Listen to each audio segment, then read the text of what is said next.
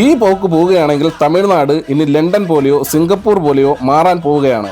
അതെ, എന്ന് തന്നെയാണ് പുതിയ വാർത്തകൾ സൂചിപ്പിക്കുന്നത്. വെളുപ്പിന് 6 മണിക്ക് റോഡിലിറങ്ങിയാൽ കയ്യിൽ ഫയലുമായി നിൽക്കുന്ന കോർപ്പറേഷൻ കമ്മീഷണറെ കണ്ടാൽ നിങ്ങൾ അത്ഭുതപ്പെടേണ്ട. തമിഴ്നാട് CM വിജയന്റെ പുതിയ ആക്ഷൻ പ്ലാൻ ഉദ്യോഗസ്ഥർക്ക് 8ന്റെ പണിയാണ് കൊടുത്തിരിക്കുന്നത്.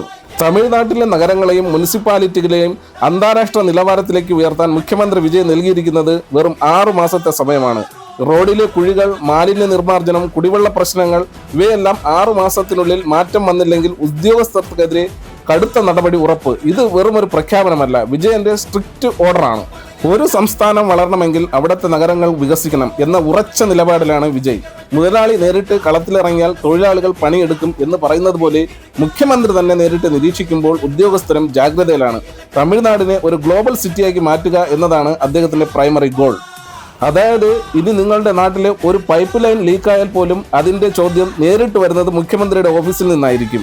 സിനിമയിലെ നായകനിൽ നിന്ന് ഭരണത്തിലേക്കുള്ള നായകനിലേക്കുള്ള വിജയന്റെ ഈ മാറ്റം തമിഴ്നാടിന്റെ മുഖച്ഛായ മാറ്റുമോ? നമുക്ക് കാത്തിരുന്ന് കാണാം. ഈ നീക്കത്തെക്കുറിച്ച് നിങ്ങളുടെ അഭിപ്രായം താഴെ കമന്റ് ചെയ്യൂ.